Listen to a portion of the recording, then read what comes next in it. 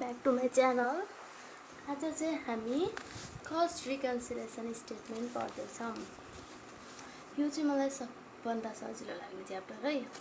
यसमा बुझ्नुपर्ने कुरा एकदम थोरै छ, त्यति तपाईँहरूले बुझ्नु सक्नु र मैले बुझाउन सकेँ भने एकदम सजिलोले तपाईँले यो च्याप्टर्स पढ्न सक्नुहुनेछ। आई गेस तपाईँहरूले सजिलो सिक्नु पनि हुनेछ। ल अब कस्ट रिकन्सिलिएसन है त।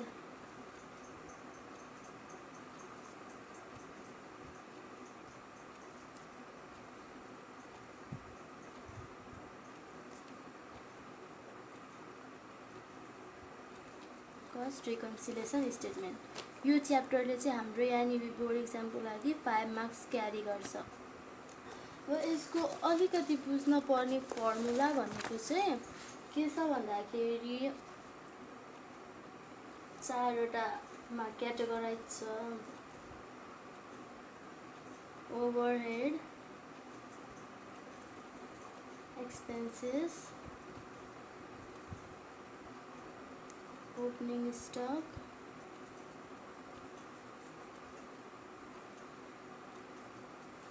भन्यो भने ओभर रिकर्डेड भन्यो भने माइनस यही है त ल। ओभरहेड, एक्सपेन्सेस, ओपनिङ स्टक, यो चाहिँ अन्डर रिकर्डेड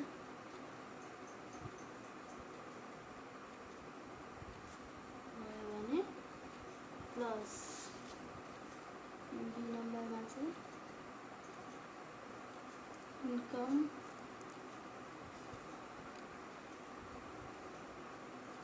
क्लोजिङ स्टक यो भयो भने ओभर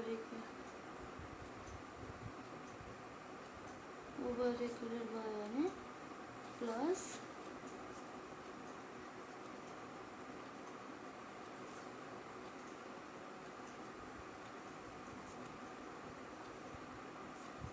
स्टक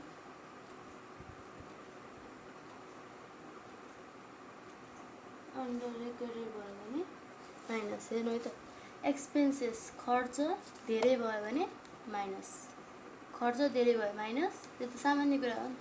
खर्च धेरै भयो भने पैसा कम, हामीसँग अब पैसा धेरै छ, खर्च धेरै भयो भने त पैसा कम हुन्छ।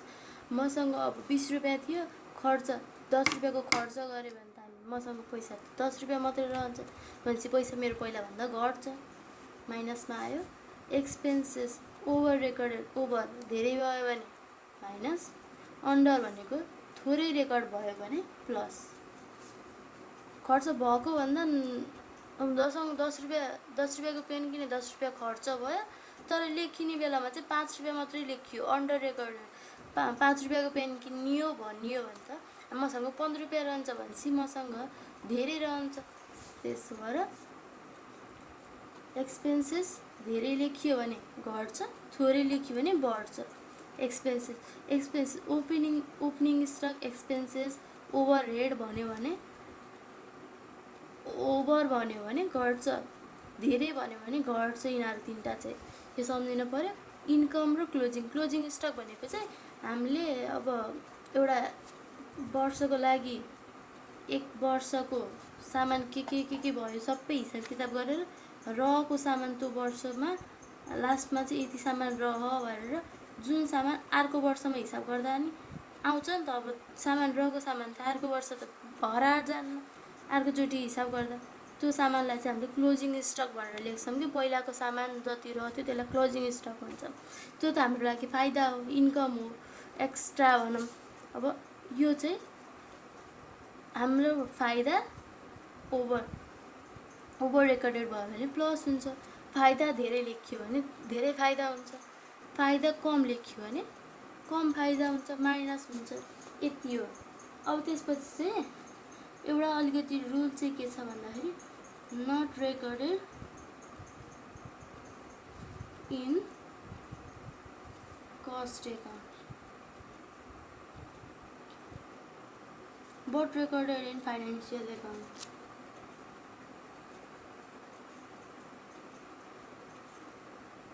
recorded in financial account. Financial account भनेको चाहिँ ब्याङ्कले बनाएको खाता हो. कस्ट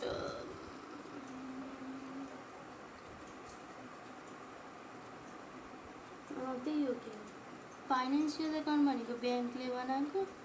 कस्ट एकाउन्ट भनेको चाहिँ हामीले घर हिसाब राखेको. फाइनेन्शियल एकाउन्ट भनेको ब्याङ्कले हिसाब राखेको. हामीले हिसाब राखेको, हामीले कति ब्याङ्कमा राख्यौँ भनेर हिसाब राखेको, ब्याङ्कमा राखेको हाम्रो हिसाब त्यही मिल्न पऱ्यो. फरक आयो भने त बिग्रियो नि त. त्यही भएर यो र यो चाहिँ मिल्न पऱ्यो. अब यसमा रेकर्ड हुनु बट लेखेको बट. अब रिटर्न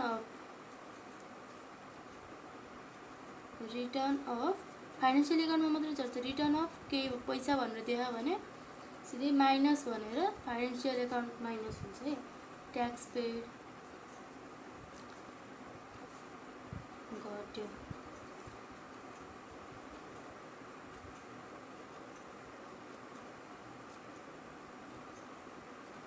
फाइनेन्शियल एकाउन्टमा घट्यो. ब्याङ्क यो ब्याङ्क यो the dividend paid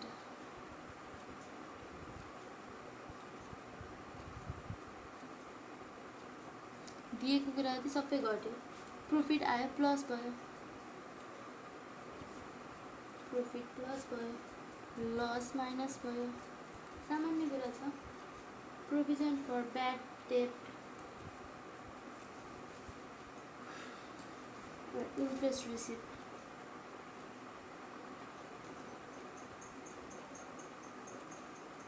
interest receive plus भयो आयो. रेकर्डेड वानले यिनीहरू चाहिँ सबै रेकर्डेड एफएमा मात्रै हुन्छ. यिनीहरू भनेर आयो भने एफएमा गएर माइनस छ भने माइनस, प्लस छ भने प्लस. प्रोफिटमा रिसिभ केसमा प्लस हुन्छ, अरू सबैमा माइनस हुन्छ. यति हो त सजिलो भयो.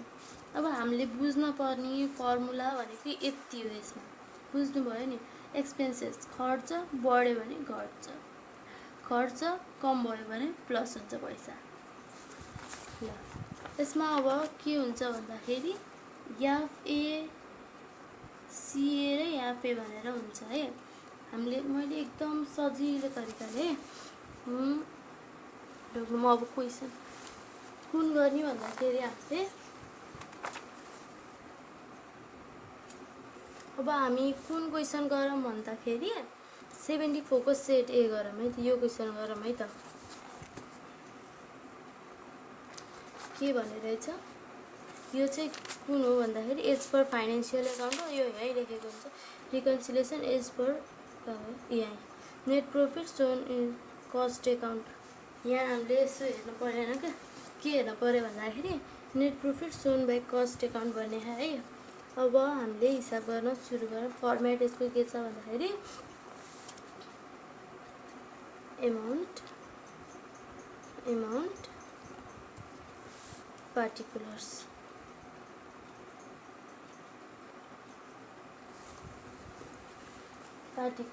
यसमा डेट छैन.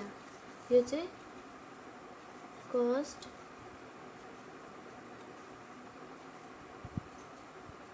कस्ट रिकन्सिलेसन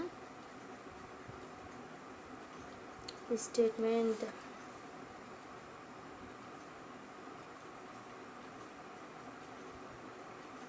एमाउन्ट भयो.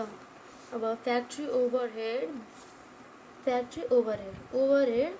ओभर रेकर्डेड भयो भने हामीले माथि थियो नि अघि फर्स्टमा ओभरहेड एक्सपेन्सेस ओभर रेकर्ड भयो भने एक्सपेन्सेस धेरै भयो भने माइनस हुन्छ इन फाइनेन्शियल एकाउन्ट भने है. अब एक साइड सिए कस्ट एकाउन्ट, एक साइड फाइनेन्शियल एकाउन्ट भनेर हामीले यो रफमा लेखौँ है. त्यसपछि factory overhead has been over recorded in financial account. Overhead over record भयो भने माइनस हुन्छ इन फाइनेन्शियल एकाउन्ट भनेपछि फाइनेन्शियल एकाउन्टमा माइनस, सिएमा plus. Selling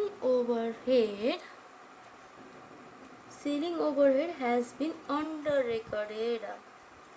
selling overhead has been under recorded. बेचेको सेलिङ कहाँ गयो under recorded in cost account बेचेर त हामीलाई पैसा आउँथ्यो selling overhead under recorded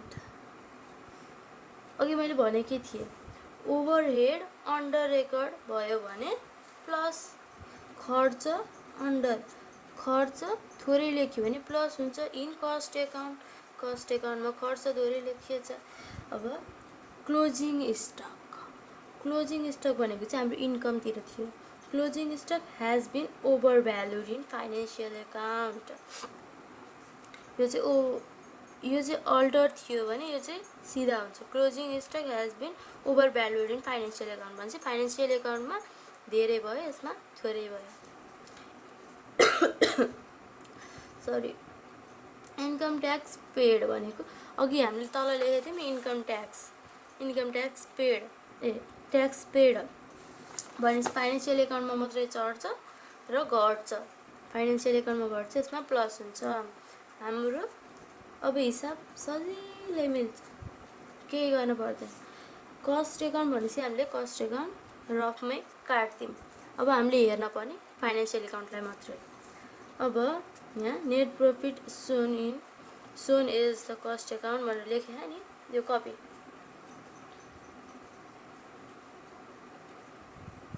net profit is per cost account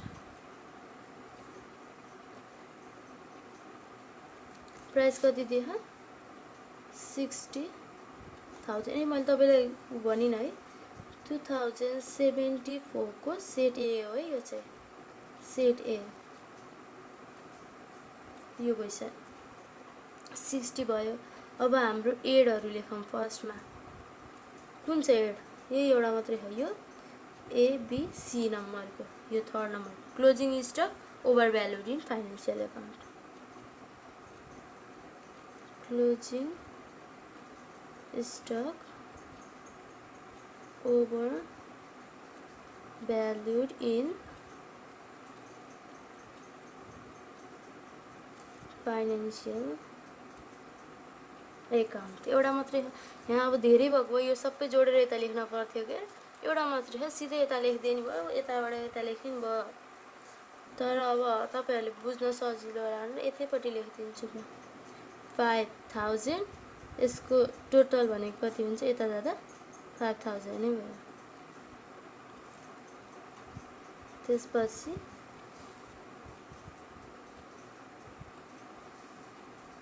यो र यो जोडेर 565,000 अब लेस यो तीनटै लेस हो अब factory overhead over recorded in financial factory overhead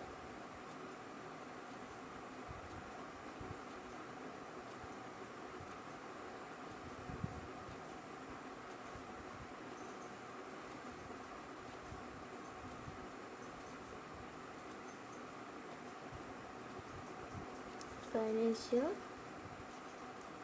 SCCOUNT हामी सकेसम्म यो एउटा लाइन भन्दा तल आएको दुईटा लाइन नबनाए हामीलाई राम्रो पनि देखिन्छ सजिलो पनि हुन्छ हिसाब गर्दा अब 10,000 बी नम्बर पनि selling overhead has been under recorded selling overhead under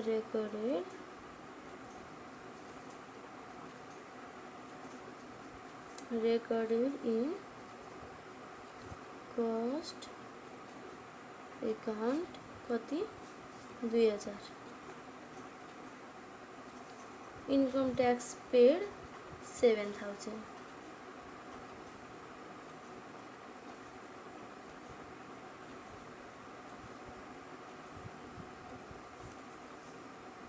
7,000 अब इसको टोटल लेखा हामी यहाँ 10 12 7 12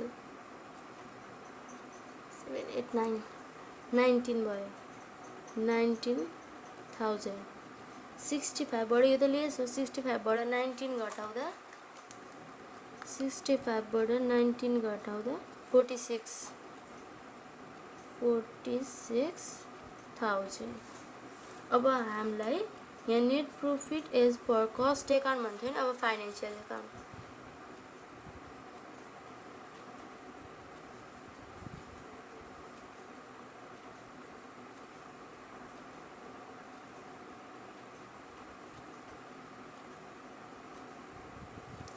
फाइनेन्शियल एकाउन्ट यति हो हाम्रो एन्सर, भ्याइयो।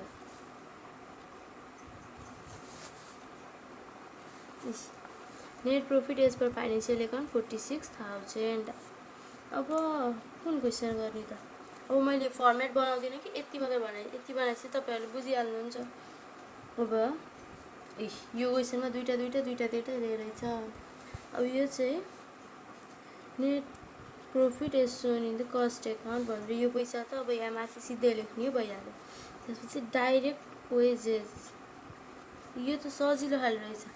डाइरेक्ट वेजेस भनेको खर्च फाइनेन्शियल एकाउन्टमा धेरै, कस्ट एकाउन्टमा थोरै भनेपछि खर्च फाइनेन्शियल एकाउन्टमा धेरै भयो, घट्यो। यो कतिको 2071 सेट डी को। तपाईहरुलाई नि कमेन्ट सेक्सनमा यसरी नै मिल्यो कि मिलेन भन्ने लाग्छ भने मलाई सीए र एफए यसरी लेखेर प्लस माइनस लेखेर पठाउन सक्नुहुन्छ। डाइरेक्ट वेजेस खर्च फाइनेन्शियल एकाउन्टमा धेरै भयो, कस्ट एकाउन्टमा थोरै भयो। खर्च धेरै भएपछि फाइनेन्शियल एकाउन्ट घट्यो। फ्याक्ट्री एक्सपेन्सेस कुनमा धेरै हो, फाइनेन्शियल एकाउन्टमा धेरै हो भने चाहिँ फाइनेन्शियल एकाउन्ट घट्यो, सीए प्लस भयो। एडमिनिस्ट्रेटिभ एक्सपेन्सेस, यो पनि एक्सपेन्सेस भयो। एडमिनिस्ट्रेटिभ एक्सपेन्सेस फाइनेन्शियल एकाउन्टमा 12,000, कस्ट एकाउन्टमा 15,000 भनेपछि कस्ट एकाउन्टमा धेरै खर्च भएछ। Stock valuation at closing stock भनेको यो क्लोजमा स्टक भेरिफिकेसन भनेको क्लोजिङ स्टकमा 25,000 22,000 भनेपछि यसमा धेरै छ। क्लोजिङ स्टक भनेको इन्कम भन्थेँ नि मैले, इन्कम धेरै भयो प्लस माइनस। अनि ब्याङ्क इन्ट्रेस्ट भनेको तिर्यो, यो इन्ट्रेस्ट चढ्ने भनेको एफएमा मात्रै हो। एफए यहाँ दिएकै रहन्छ कस्ट भनेपछि एफएमा घट्छ, प्लस हुन्छ। यही हो फर्मेट। अब म अलिकति हिन्टमा हिसाब गरिदिन्छु है त। अब प्राइस कति थियो? 20,500।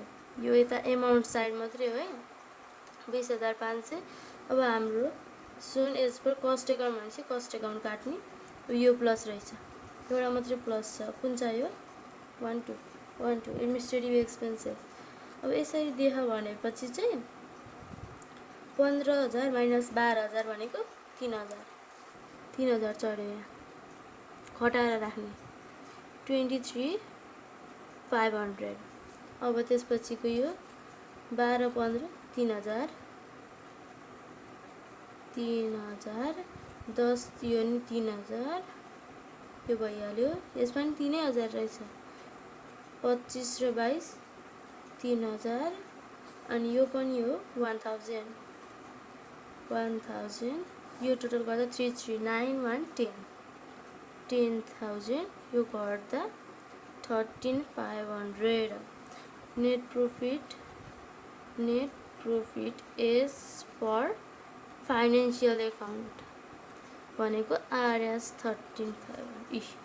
Net profit as per financial account 13,500 मिल्यो। यो नि मिले थियो, बुझ्नु भयो नि। अब यो त हाम्रो एज पर के लेख्यौँ हामीले? एज पर कस्ट एकाउन्टको। फाइनेन्शियल एकाउन्ट नि सेमै हो, तर अलिकति कन्फ्युजिङ हुनुहुन्छ कि भनेर हो।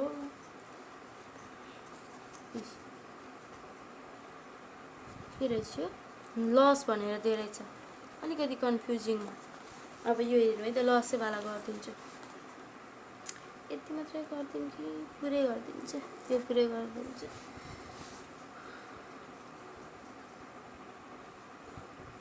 ल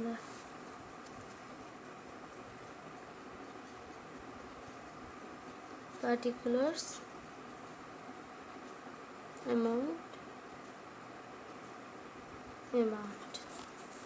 यो त भइहाल्यो पछि लेख्ने कुरा। Income tax paid 4000 shown in financial account. मैले रफ यहाँ गरेँ है। यसको सिए एफए, यो एफए भनेको चाहिँ ब्याङ्कको, एफए भनेको ब्याङ्कले राखेको हिसाब, सिए भनेको हामीले राखेको, हामीले। अब ट्याक्स, अब ट्याक्सै भनौँ। ट्याक्स हाम्रो कतै तिर्न पर्ने, ब्याङ्कले डाइरेक्टली तिर्दियो, हामीले त्यो हिसाब चढाएन।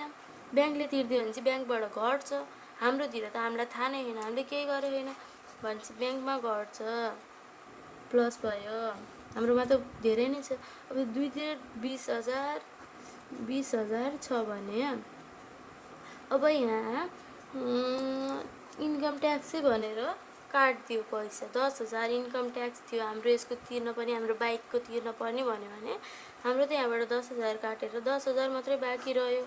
यहाँ त हाम्रोमा त 20,000 बाँकी छ भनेपछि त यसमा प्लस हुन्छ, यसमा माइनस हुन्छ, यसमा त घटेको, त्यही हो कि यो। यसमा माइनस, यसमा प्लस। एडमिनिस्ट्रेटिभ एक्सपेन्सेस ओभरचार्ज, खर्च धेरै भयो इन फाइनेन्सियल एकाउन्ट भनेपछि फाइनेन्सियल एकाउन्टमा खर्च धेरै भयो, minus plus. Interest on investment credited in financial account. Financial एकाउन्टमा क्रेडिटेड भनेको इन्ट्रेस्ट अन इन्भेस्टमेन्टको इन्ट्रेस्ट भनेको हामीलाई आउँछ कि जान्छ, यो क्रेडिटेडले कन्फ्युज हुन सक्छ। इन्ट्रेस्ट अन इन्भेस्टमेन्ट, हामीले कसैमा लगानी गरेकोमा हामीले इन्ट्रेस्ट दिनपर्छ कि लिनुपर्छ? लगानी त हाम्रो भनेपछि हामीले लिन पाउँछौँ, त्यही भएर इन्ट्रेस्ट अन इन्भेस्टमेन्ट क्रेडिटेड भनेको फाइनेन्सियल एकाउन्टमा प्लस भयो। Depreciation charge in financial account and cost account.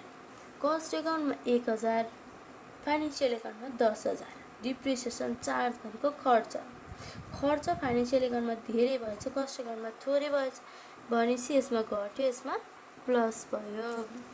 अब हामीले यहाँ लेख्नु net loss shown by the financial account. अब हाम्रो shown is the financial account भने चाहिँ फाइनेन्सियल एकाउन्ट काट्नु, हामीले सिएको हेरेर भयो। नेट लस भन्छ, लस भनिसकेपछि हाम्रो सबैमा प्रफिट हुन्थ्यो भने नेट लस भने सुरुमै खर्च, पहिलो वर्षको लास्ट अब प्रफिट एन्ड लस निकाल्दाखेरिको चाहिँ लसमा रहेछ भनेपछि net loss is per financial account भनेको पैसा 30,000 लसमा। अब हाम्रो एड कति छ, यसमा त एड धेरै नै रहेछ, एउटा यो इन्ट्रेस्ट अन इन्भेस्टमेन्ट माइनस र सबै plus. Income tax paid,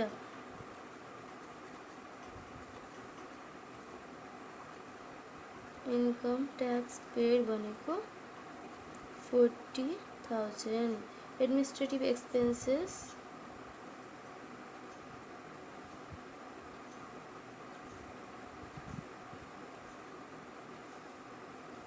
expenses overcharge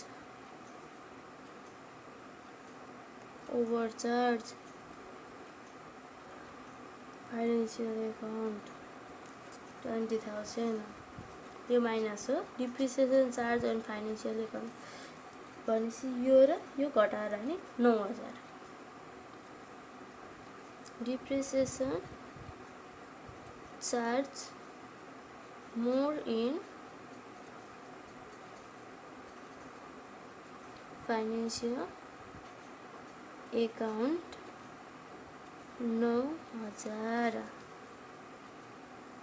यो जोड्दा 69,000, यो प्लस यो माइनस 39 रहन्छ क्या। 69 माइनस 30 भनेको 39 बाँकी रह्यो प्रफिट प्लसमा 39 यो त माइनस थियो प्लस भयो अब less interest on investment credited on financial account interest on investment INTAREST interest on